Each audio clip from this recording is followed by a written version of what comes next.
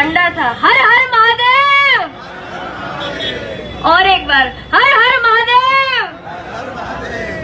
आप और ठंडे हैं। पता है आपको राजपूत के बारे में मैं क्या सोचती हूँ? राजपूत उस सूर्य का नाम नहीं है जो उगे, चमके और अस्त हो जाए। राजपूत दिल की उस धड़कन का नाम है जो हमेशा चलता रहे और जब थमे तो मौत बन जाए। तो हर हर महादेव।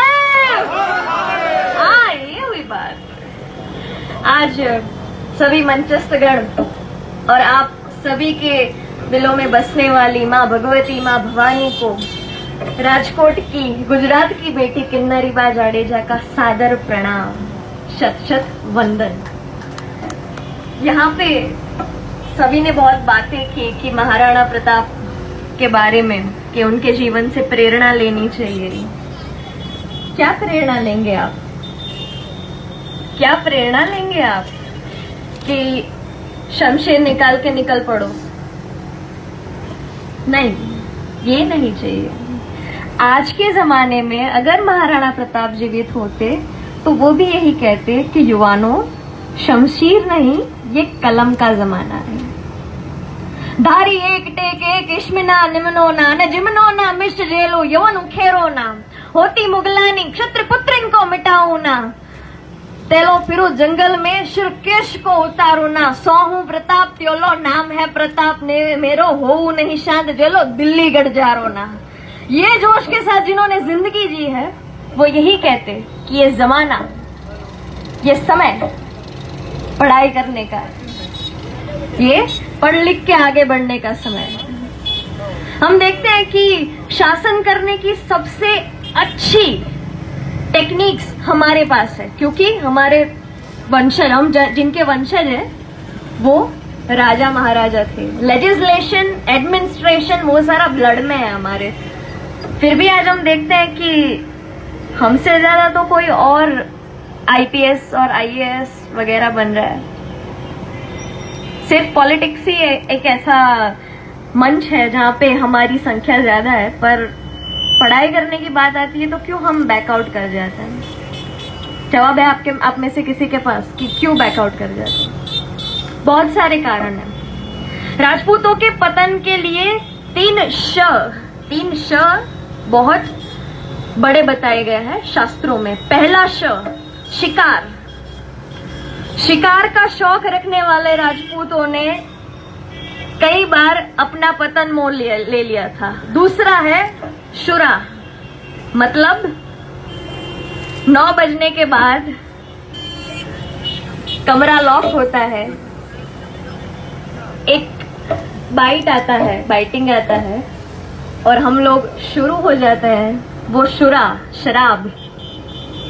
साहब नशा करना है ना तो ऐसे वीरवर पुरुषों का करो। साहब अगर नशा करना है ना तो किताबों का करो। अगर नशा करना है ना तो अपने देश को आगे लाने के लिए जो सरहद पर सैनिक मर रहे हैं ना, वैसा नशा करो। उस दारू की बोतल की जरूरत नहीं पड़ेगी कभी आपको। और तीसरा, सुंदरी, स्त्री, व्यभिचार। हमारे गुजरात में एक कवि काग करके बहुत महान कवि हो गए, उन्होंने एक बात बोली है राजपूतानी के बारे में। ये राजपूतानियों के लिए है कि व्यभिचार करे दरबार कदी घर बार करी गमकावती थी, फिटकार सुनावती जिंदगी में फिर नथ कहीं न बोलावती थी। अरे पति जागा रोया परी जावती ना जग तारक राम री जावती थी। ऐसा पावन जीवन था जिनका सोई हिंद की राजपूतानियां थी। उनका कदम दूसरी ओर बढ़े ही क्यों? अगर आप ही कह दो कि ये मेरे घर में नहीं चलेगा, निकलो यहाँ से। आपके अंदर कहने की ताकत होनी चाहिए साहब। पर अब राजपूतानी की बात निकली है तो एक प्रसंग मुझे याद आता है। ईश्वरदास महात्मा उस समय के महान संत थे। वो सदी थी कि संत, शूरवीर और दानवीर की सदी थी वो, जब महाराणा प्रताप थे। तो एक संत थे महात्मा ईश्वरदास, बहुत उम्दा कवि थे, चारण थे वो। उन्होंने हरिरस नाम का एक ग्रंथ लिखा है जिसमें भगवान ने स्वयं आके अपनी सिग्नेचर साइन की है। ऐसा ग्रंथ लिखा है ईश्वरदास महात्मा ने।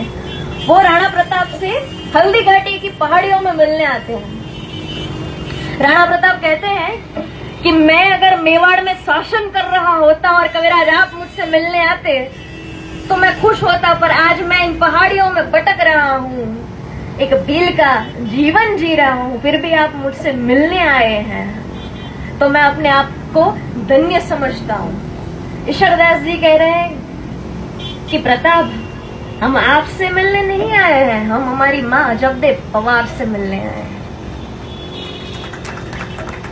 अजबदेव पवार को संदेश भिजवाया गया कि कविराज आपसे मिलने आ रहे हैं। एक ही नाती है चारण, जिसको रणवास में जाने की, रानीवास में जाने की अनुमति दी गई है, क्योंकि वो भाई है हमारे। तो अजबदेव पवार कई दिनों से जंगलों में भटकने के कारण उनके जो वस्त्र थे वो थोड़े फट चुके थे। तो अजबदेव पवार ने बीच में एक पत्थर रखा, उसके पीछे वो बैठी और उस सामने की ओर कविराज थे।